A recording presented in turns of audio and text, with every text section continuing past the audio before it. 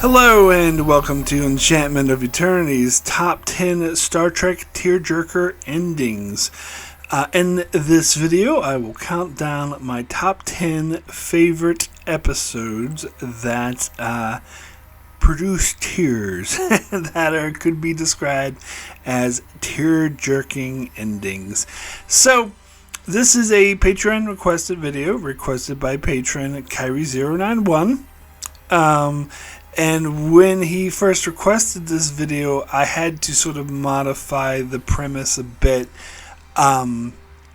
because he stated really emotional, tear-jerking episodes, and the problem is that if I put together a top 10 like that, it would very, very closely resemble my actual top 10, and I'm in the middle of doing my top 25 favorite episodes of Star Trek once a month, and so this would spoil it.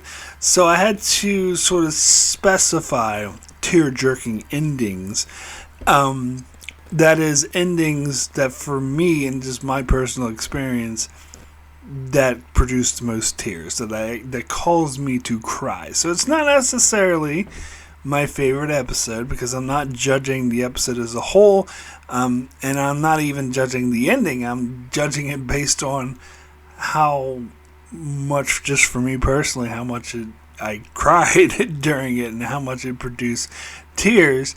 And obviously I think the ending's really good. If it's going to make me cry, it's going to be a really powerful episode and one of my favorite episodes. But yeah, so because I made that qualifier, it does end up being different than my top 10 in a very different order, because I'm focusing just on the ending and how tear-jerking it is. So, Kyrie091 sent me his list of episodes he considers the best tear-jerkers.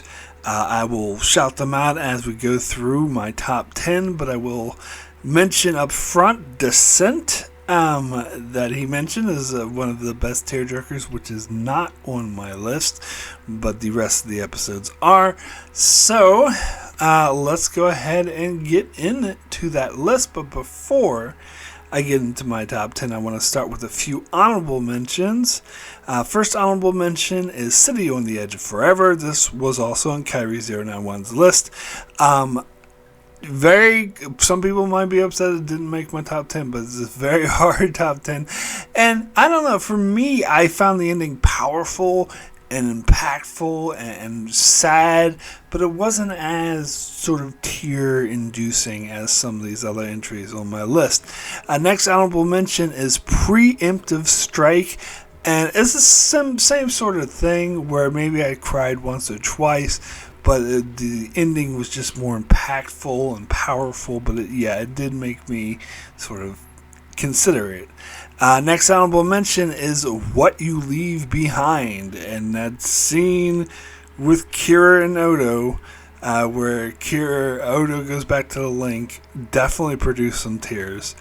But then I had to consider the whole ending, and the ending with Jake and Kira looking out and Deep Space has into space, like, that was nice. It was a powerful, it was emotional ending, but it wasn't really tear-inducing. There was mainly the Odo stuff, so it was enough to get an honorable mention, but not enough to make the list.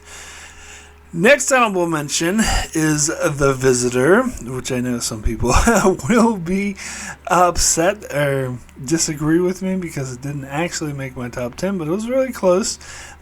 This is another episode that was also on Kyrie091's list. The Visitor, again, very emotionally powerful, definitely tear-inducing, but it was hard to narrow it to just 10 episodes. And to be honest, I wanted some variety in my top 10. I didn't want it to just be the normal ones.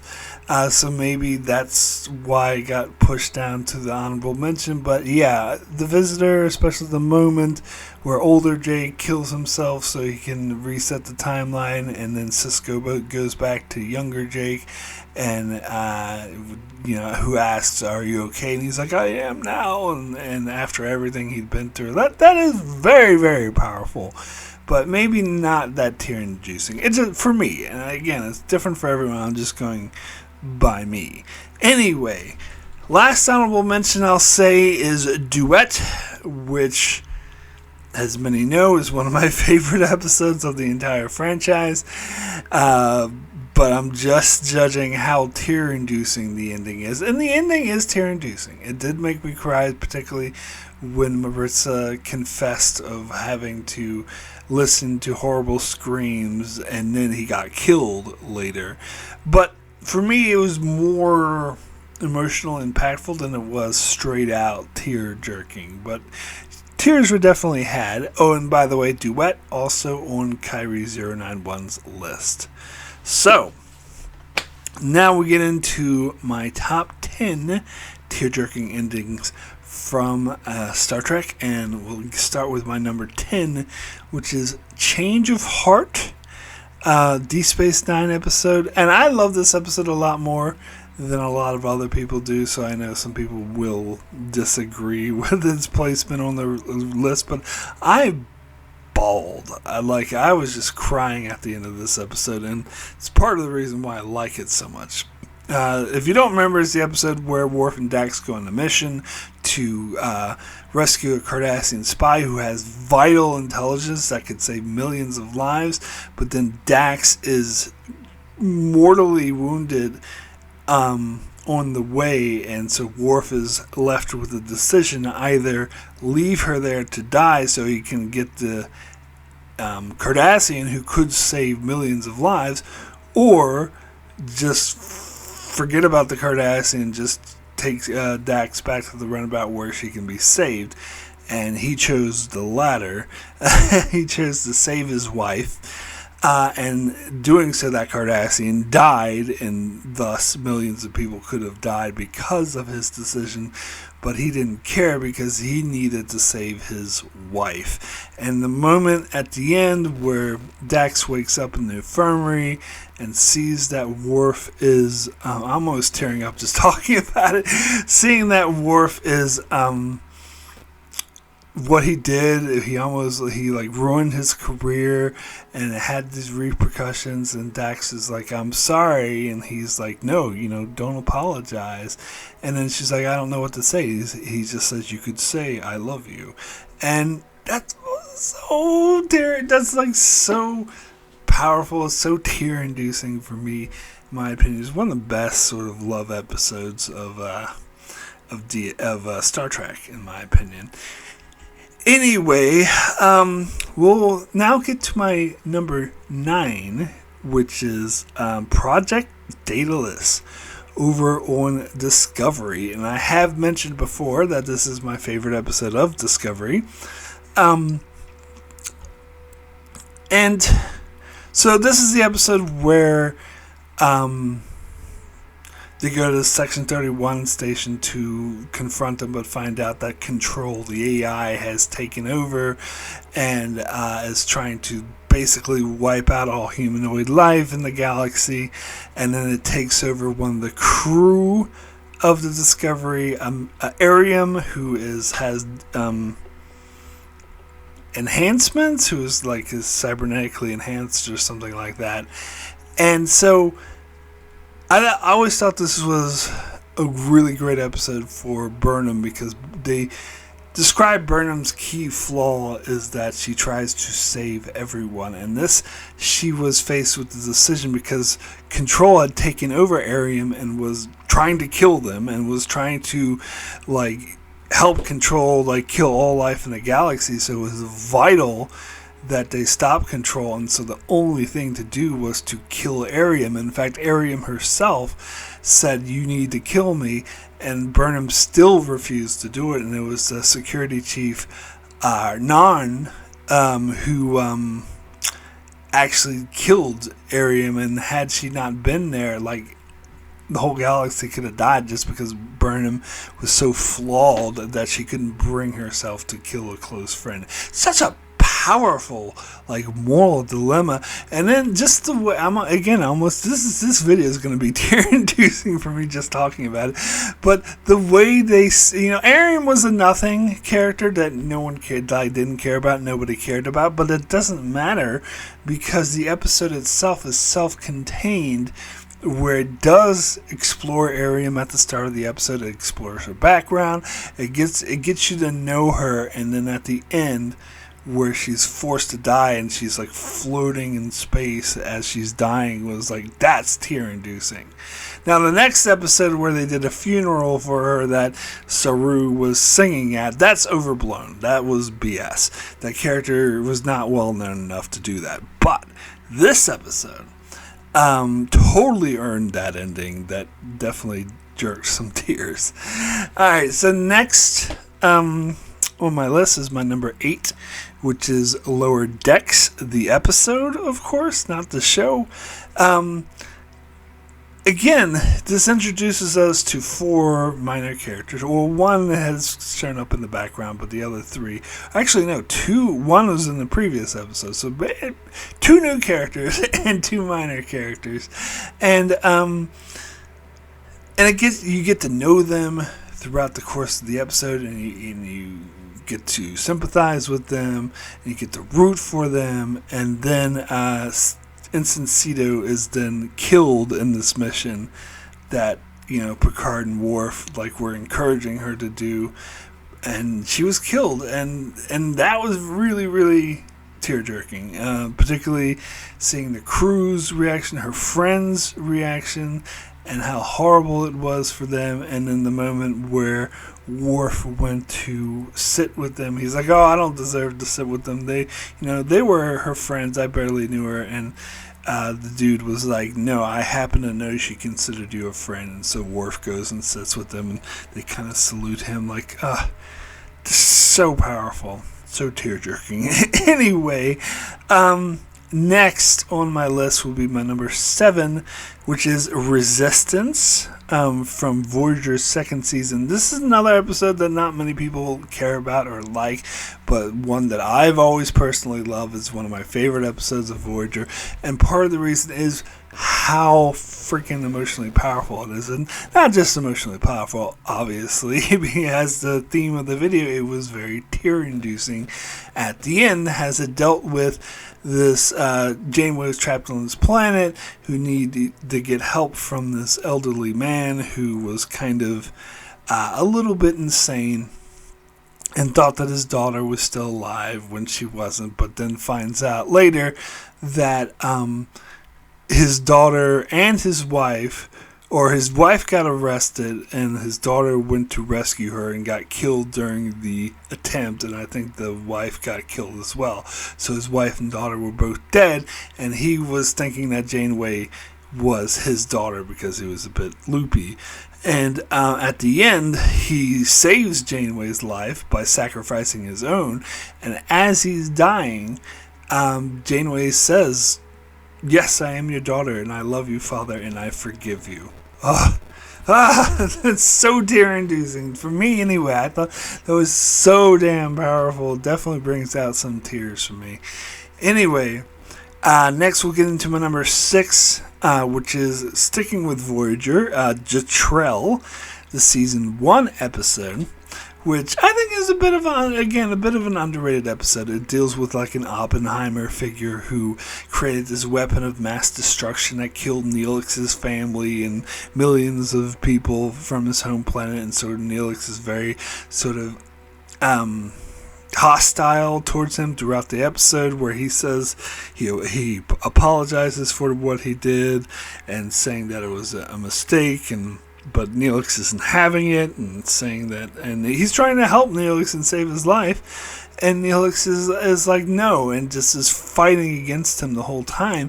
But then he finds out later that Neelix was never in any danger. It was the fact he was trying to resurrect, use the science BS to resurrect the people that he killed, but it didn't work. But Neelix was able to see just how much that Jatrell repented for what he did, and as Jatrell is dying because he had some disease or something, as he's lying in sickbay dying, Neelix comes up and says, "I forgive you." That definitely brings out some tears for me, I must say. Anyway, next we'll get into my number 5, which is the big one that everyone and their mother is going to disagree with me on. And that is the Elysium Kingdom from Strange New Worlds, which universally is the least popular episode of Strange New Worlds. Many people will call it the worst episode of Strange New Worlds. And I never understood that mindset. I always loved this episode. It's one of my favorites of Strange New Worlds, but one of the reasons why I love it so much is because of the tear-jerking ending, which for me is just really powerful.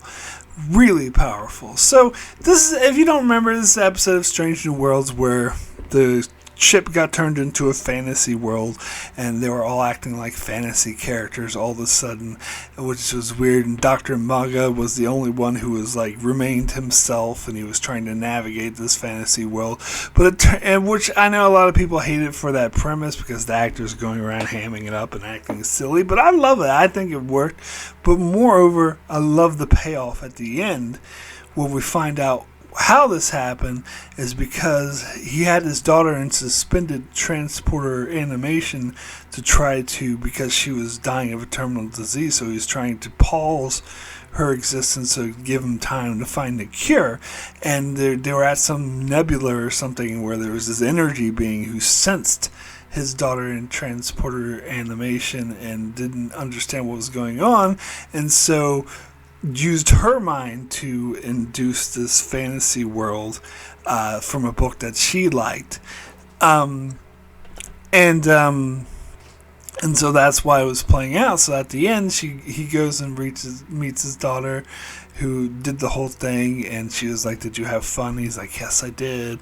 And apparently the energy creature from the nebula wants her to go with it because she can live as an energy being without having to worry about dying from the disease, and so she won't have to be trapped in transporter and suspension anymore. And so she does that, but she comes, because time works differently or whatever, she comes back almost immediately as an adult and is able to say to her father that I love you. And yeah, I'm almost tearing up just thinking about it. It will surprise me to this day how many people do not have a soul because they think it's a stupid ending. Like that's so good. It's so powerful. Anyway, next we'll get into my number 4. Again, another personal favorite of mine, The Quickening from Deep Space Nine.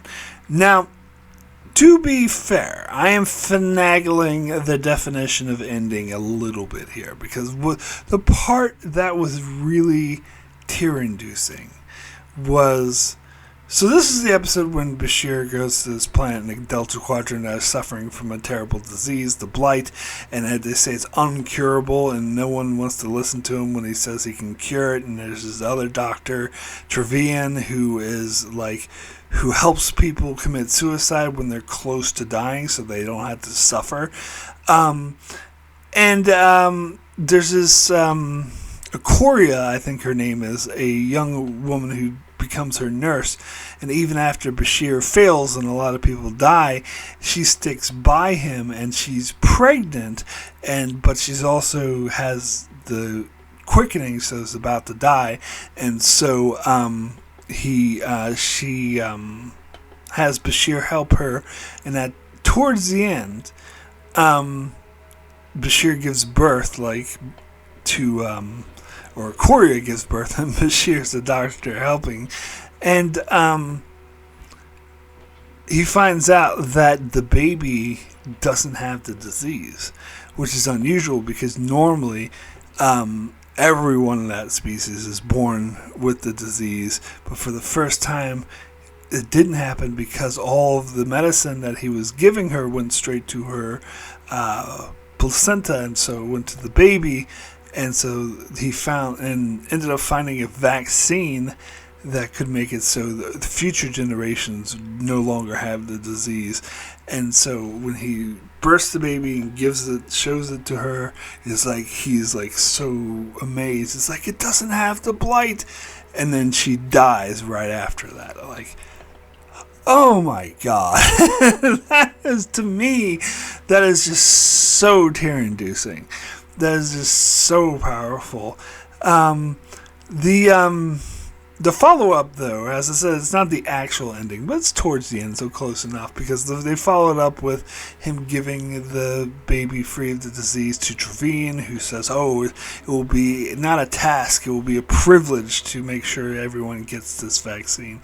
Well, that, again, is very emotional, powerful, not necessarily tear-jerking, and then seeing Bashir, the episode ends with Bashir in the station, kind of toiling, trying to find a cure and being unsuccessful, which again, emotionally powerful, but not tear-jerking. But I'm counting that part where Korea gives birth and then dies, because it's close enough to the ending, and god damn it, is it ever tear-jerking.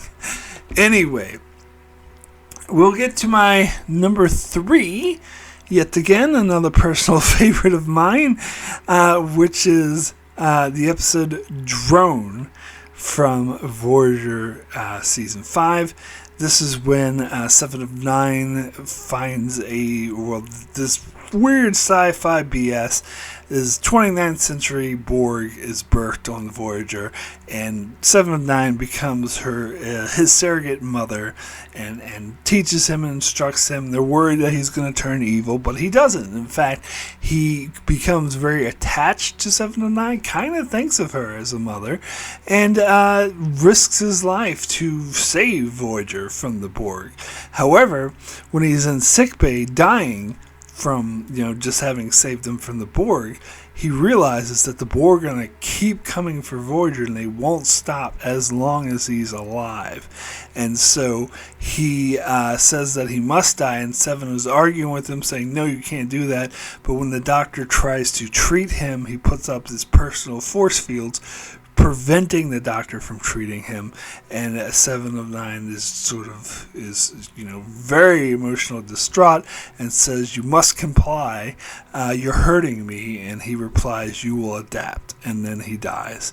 And just part of the reason why this is so tear-inducing is the way that 7 of 9, that Jerry Ryan plays this, is you can see just how devastated she is. She just walks to the other end of the room and doesn't know what to do and just looks around. You can tell that she's overwhelmed with emotion, which is really significant for the character of 7 of 9, who doesn't normally feel emotions. And the way she played it was just beautiful. And then the following scene shows her looking in the mirror, because at the start of the episode she was looking in the mirror trying to smile, so she was trying to feel something, but then it ends with her looking in that same mirror but being overwhelmed by feelings. And goddamn, that brings out the tears for sure. It is really tear-inducing. Anyway, so next we'll get to my number 2, which is the Offspring from the 3rd season of Next Generation. This episode was also on Kyrie 091's list. One of my favorite episodes, and I think is underrated. I know some people do really love it, but I think it should be loved more. Personally, I like it better than Measure of a Man. But this deals with Data creating a daughter and teaching his daughter how to exist. Like, the whole episode is very emotional and really springs to mind what it's like to be a parent, but also through this android lens, and really humanizes Data in a way that I absolutely love. And then of course you have towards the end, Picard has to stick up for Data from this asshole admiral who's trying to take Data's daughter away from him, and he absolutely refuses and says, stand your ground. He risks his whole career, and that was so powerful. But then unfortunately his daughter Lau starts to malfunction, and then she basically dies, and Data and the Admiral do everything they can to try to save her, but they're unsuccessful. Then you have the scene where she's about to die, and Data says, we must say goodbye now. And I'm trying hard not to cry right now. So tear-inducing. And she says, I love you, Father. And he's like, I'm sorry, I can't return that love because I don't feel anything. And she says, I will feel it for the both of us. And then dies. Oh my God. That is just so tear-inducing, so powerful. And then he goes up to the bridge and says that it's okay. Like, everyone's very sad for him, and he's like, it's okay. I transferred all of her memories to me, so she'll always be a part of me. Oh, God damn it. That's just so sad. So powerful. Anyway, we're now getting to my number one tear-jerking ending from Star Trek, and that is The Inner Light. This was also on Kyrie091's list. The Inner Light, I think, is a very powerful episode. I've heard recently several people who are like, oh, I got an unpopular opinion. I don't like The Inner Light. Those people are objectively wrong, but that's okay. People have a right to be wrong if they want to. This episode is just so powerful as it explores Picard living a whole lifetime within 20 minutes, where he's has a family, has a wife, a child, and eventually grandchildren, and he wakes up back on the Enterprise to realize that it was all in his head, that it all happens within 20 minutes, and he's like fundamentally changed to the core, because from his perspective, he just lived an entire life, and he's like finding it hard to, because all those attachments that he had a wife who passed away, he had a child, grandchildren, and to wake up and find that none of that really happened, but it was this alien species way to be remembered, with, the probe that latched onto him. But the probe also had that flute that he learned how to play during his time. And then he plays the flute, and I just bawl my eyes out crying. Like, that music is so beautiful, but just everything it represents of all the lifetime that he just had, his wife, his children, his friends, and how he has to say goodbye. And also the fact that he can play the flute perfectly, which he was not able to do before this happened, shows that he retained all of his memories and experiences from that time, that he was unconscious for just 20 minutes, but was a lifetime for him, that he retained everything, and that changed who he was, and how it was kind of that flute, that song he was playing on the flute was kind of a lament for the life that he no longer had. And God damn it, I just bawl my eyes out during that whole, and part of the reason why it's so powerful, why I put it higher than something like the Offspring or Drone or the Quickening, where someone actually died, part of the reason why I think I would put it higher than that is because it's so subtle.